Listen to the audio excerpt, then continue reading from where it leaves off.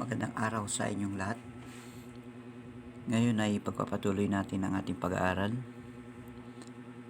patungkol sa church. Nandito na tayo sa The Church Make Decision. Ang church ay meron siyang uri ng pamamahala na congregational.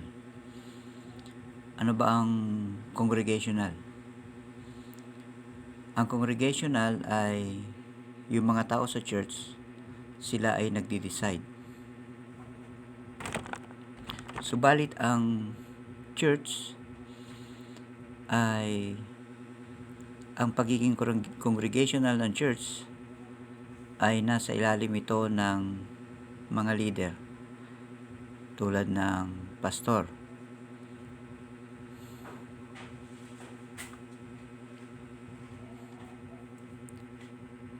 Tingnan natin dito sa Acts chapter 6 verse 1 to 5. Who choose the 7 deacon? Yan. Makikita natin na ang church ay nangailangan nung panahon ng mga deacon. Tingnan natin kung anong klase ang pagiging congregational ng pamamahala ng isang church. Dito sa Acts chapter 6 verse 1 to 5.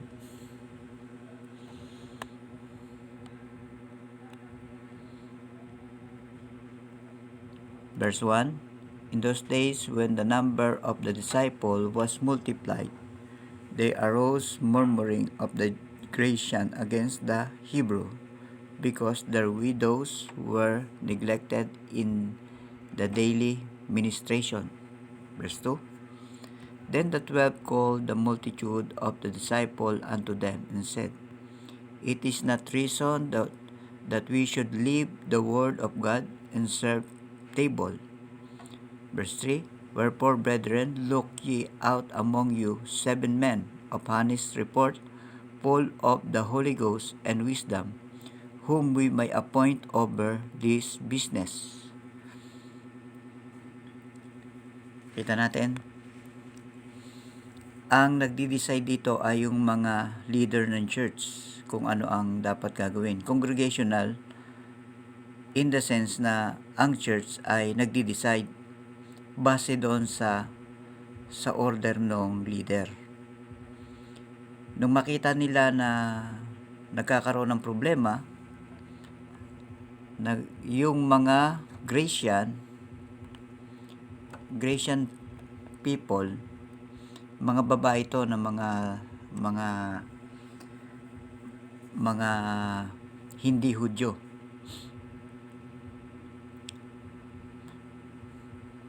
At meron kasi halo sila dun yung mga Grecian tapos mga Hebrews. Minsan ang nabibigyan ng attention ay yung mga Hebrew widows, yung mga Hebrew na mga balo. Yung mga Grecian na balo ay hindi sila nabibigyan ng pansin. At makikita natin, imbis na mag-decide ang church kung anong dapat gawin, ay tinanong nila yung mga leader. Ano ang sabi sa kanila sa verse 3? Wherefore, brethren, look ye out among you 7 men of honest report, full of the Holy Ghost and wisdom, whom we may appoint over this business. Ang decision ng mga leader ay pumili sila ng 7 ng mga pwedeng mag-lead doon, mga taong tapat na pwedeng mapagkatiwalaan doon sa concern nila. Verse 4, but we will give ourselves continually to prayer and to ministry of the word. Verse 5, and the saying pleased the whole multitude, and they chose Stephen, man of full faith, and the Holy Ghost, and Philip, and Prochorus, and Nicanor, and Timon, and Parmenas, and Nicolas, a proselyte of Antioch. Makikita natin na ang pagiging congregational ng church ay hindi ito sumasaklaw sa mga leader na kung ano ang gustong gawin ng church, na para bang sasabihin nila, o ito ang gusto namin, ito ang gagawin mo. Hindi ganon. Ang pagiging congregational ng church ay base doon sa order ng leader. Katulad sa church, example, magkaroon tayo ng meron na tayong church building.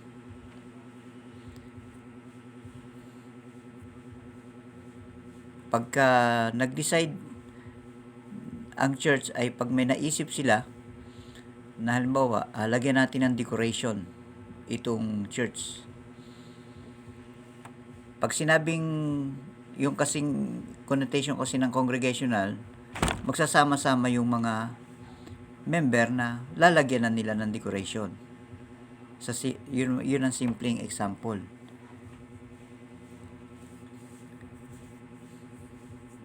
Pero yung ganong sistema ay hindi ganon ang sistema ng Biblia. Ang sistema ng Biblia, kung naisipan nila na magbigay ng decoration doon sa church, lalapit muna sila doon sa pastor. Sabihin nila, gusto namin mag-decoration dito ng cross, o gusto namin mag-decoration dito ng mga verses. Lalapit muna sila doon sa leader at sasabihin ng leader na, sige, lagyan nyo ng decoration para medyo laki-lakihan nyo para makita yung mga verses.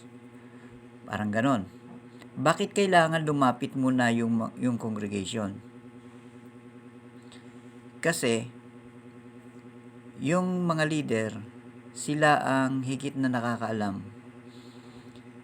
ng kung ano ang dapat gagawin doon sa church. Bibigay tayo ng example.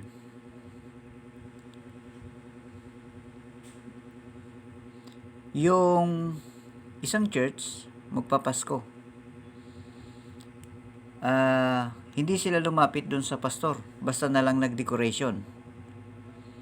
Nilagyan nila ng medyas yung pintuan ng church.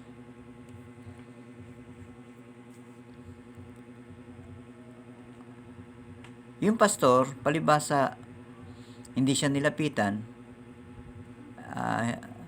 hindi na lang siya nagsalita. Pero kung lalapitan nila yung pastor, pag sinabi nilang, pastor, pwede ba tayong maglagay ng medyas diyan sa may pintuan ng church na decoration?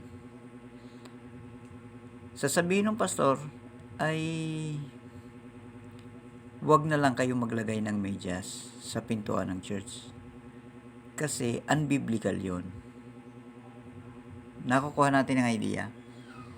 Kasi pwede kayong maglagay ng isang decoration ng church na hindi naman ito sinasang-ayunan ng Biblia. Halimbawa,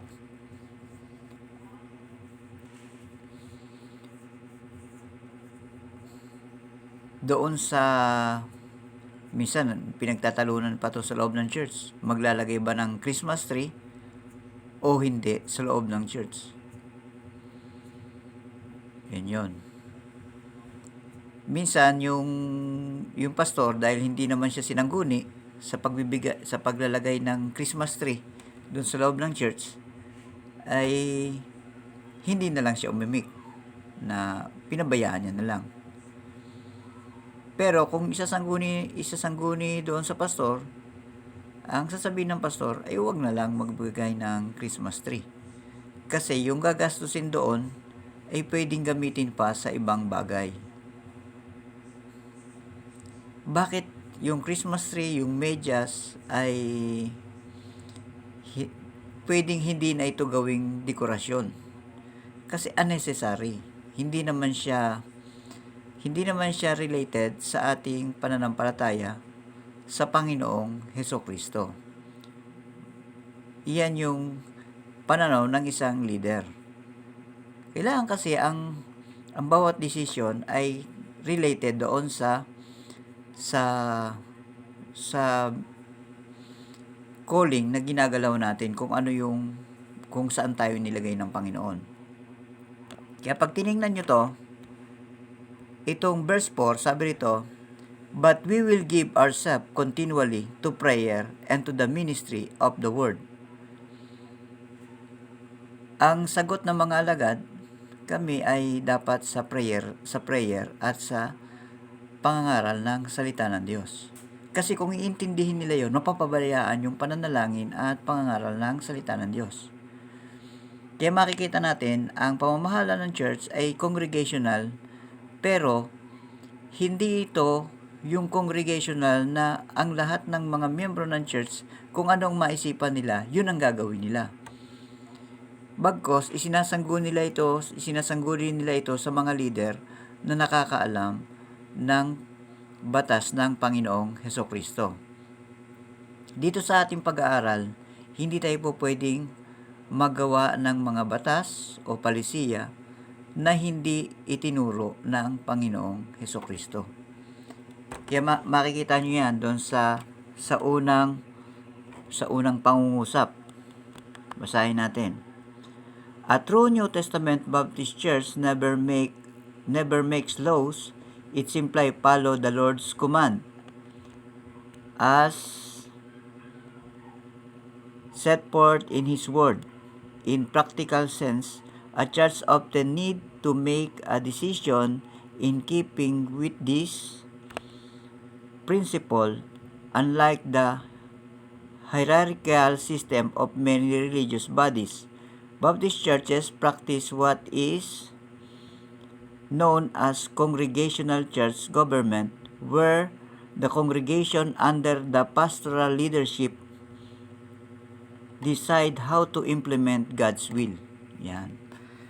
Nakikita natin na ganyan yung pamamaraan ng church. Hindi tayo yung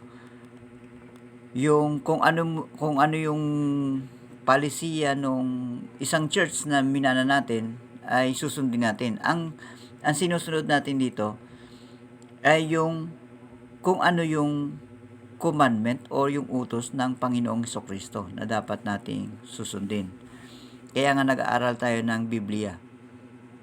Maaring paano kung yung unang church na pinanggalingan natin ay meron na silang policy na hindi naman ito akma doon sa utos ng Panginoong Hesus. Katulad nga nun, naglagay ng medyas sa may pintuan ng simbahan. Unnecessary yun, hindi naman kailangan yun. Kasi pag tiningnan mo biblically, wala namang kaugnayan ang medyas sa ating ministeryo sa pag-aaral ng salita ng Diyos. Katulad ng Christmas tree, wala namang kaugnayan yan sa atin. Kundi iyan ay may kaugnayan dun sa mga alamat na katulad ng yung alamat na ni Santa Claus na meron daw karbahe na gumagala tuwing gabi tapos ay nilalagyan yung medyas ng regalo. Hindi yun totoo. Ibig sabihin, nandun ka sa hindi katotohanan na sitwasyon. Kaya unnecessary yun. Kaya makikita natin na isinasangguni muna yan, under yan sa supervision ng mga leader o pastoral leader ng church. Hindi tayo gagawa ng isang policy o batas o anong kasanayan o kultura na hindi naman ito nakaugnay doon sa programa ng Panginoong Hesukristo. Eto, letter B na tayo. Sa Acts chapter 1 verse 15 to 26, sabi ito, what proceeded the vote of the whole church in electing successor to Judas. Tingnan natin kung mag-e-elect ng mga leader, kasi si Judas naalis siya doon sa 12 disciple. kailangan nila ng kailangan nila na may papalit doon. Ano ang ginawa ng mga alagad doon? Sa Acts chapter 1 verse 15 to 26. Tingnan natin. Sabi rito, in those days Peter stood up in the midst of the disciples and said, the number of names together were about 120. Nung panahon, 120 pa lang sila. Men and brethren, this scripture must needed have been fulfilled, which the Holy Ghost by the mouth of David speak before concerning Judas, which was guide to them that took Jesus. For he was numbered with us and had obtained part of this ministry. Now this man purchased a field with the reward of iniquity, and feeling headlong, he burst asunder in the midst, and all his bowels gushed out. And it was known unto all the dwellers at Jerusalem, insomuch as the field is called in their proper tongue Aceldama, that is to say, the field of blood. For it is written in the book of Psalms, let his habitation be desolate, and let no man dwell therein, and his be shipwrecked, let another take. Wherefore these men which have companied with us all the time that the Lord Jesus went in and out among us, beginning from the baptism of John unto the same day that he was taken up from us, must one be ordained to be a witness with us of his resurrection. Kita nyo, dito kahit nung panahon, ang mga nagdi-decide ng leadership ay yung mismong mga alagad ni Jesus Christ. Hindi po pwede yung kung sino-sino lang na kung sino ang mag-decide. Ang nag-decide ay sila Pedro. Napipili sila ng kapalit ni Judas. Verse 23, and they appointed two Joseph called Barsabas, who was surnamed Justus, and Matthias. Pumili sila ng dalawa, si Barsabas at saka si yung may palayaw na Justus and si Matthias. Yung pinili ng dalawa, nagpray sila, and they prayed and said, Thou Lord, which knoweth the heart of all men, show whether of these two thou hast chosen. Verse 25, that he might take part of this ministry and apostleship, from which Judah by transgression filled, that he might go to his own place. Ayan. Kaya makikita natin, ganyan yung paraan ng leadership ng church.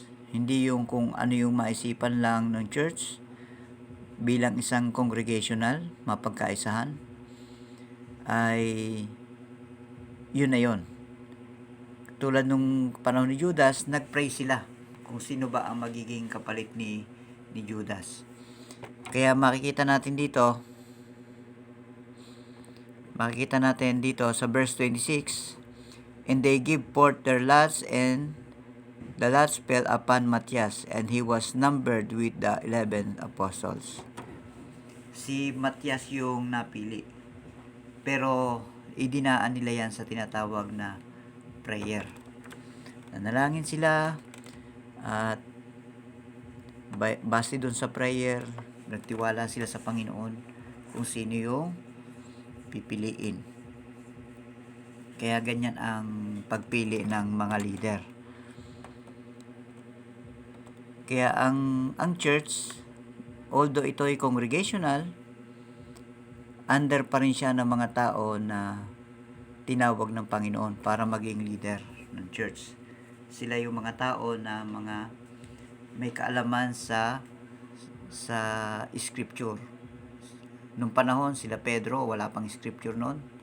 Hindi pa nakukumpleto yung scripture. Sila yung mga tao na mismong naturuan ni Jesus Christ. Kaya hanggang dyan muna tayo sa dalawang yan. Yan, ang ating pinag-aaralan ay kung paano nagdidesisyon ang church. Yung una sa letter A, sa pagpili ng 7 na disciple na pwedeng mamahala doon sa problema ng shortage ng supply sa mga Grecian. Doon sa letter A ay pumili sila ng 7. Pero yung bago sila pumili ng 7 ay binigyan sila ng permission ng mga disciple na gawin nila yon dahil maapektuhan yung ministry ng prayer at sa pangangaral ng salita ng Diyos. Yung pangalawa naman ay yung pagpili nila kay Matias, kapalit ni Judas, ay sa pamamagitan ng prayer na pinagtiwala nila sa Panginoon. Kaya ganyan yung paraan pag nagdi-decision ang church. Hindi lang basta decision na ito gagawin natin to. Example sa church natin, may mga qualified na sa inyo na pwedeng bautismuhan. Pero pinagpe-prayan natin yan na yung pagdidesisyon nyo para magpabaptize ay maging nasa tamang panahon. Maunawaan nyo ang ibig sabihin ng baptism, na ito ay ang simbolo ng kamatayan at muling pagkabuhay ni Kristo, na nagpapatunay na ikaw ay nakiisa doon sa kamatayan ni Kristo at muli niyang pagkabuhay. Ganun yon. Bago natin gawin yan, pinagpe-prayan natin yan, tapos nihintay natin yung will ng Panginoon para ma-implement natin yan.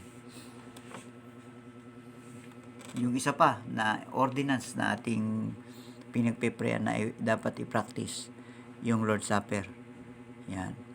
Nagpe-prayan natin na ma-practice natin yung Lord's Supper. Kaya yung ating gawain ay yung gawain ng Panginoon diyan sa Legazpi ay makikita natin na pinagkakatiwala natin sa Panginoon yan sa pamamagitan ng panalangin at sa patuloy na pagtitiwala sa Diyos. Ang church kasi ay hindi ka po pwedeng magdesisyon kapares ng politics. Kasi ang church ay hindi naman pag-aari ng tao. Hindi tayo nabuo base sa ating kagustuhan, kundi nabuo tayo dahil sa pagkatawag ng Panginoon. Ang Diyos, ang church, kaya pinapaliwanag ngayon, ang church ay called out assembly, mga tinawag ng Panginoon na magkatipon sa isang lugar. Kaya maunawa natin na sa mga decision making, titingnan natin ano ba yung papabor doon sa tinatawag na policy na inilagay ng Panginoong Hesus nung siya ay naririto. Kasi siya ang nagtayo ng church.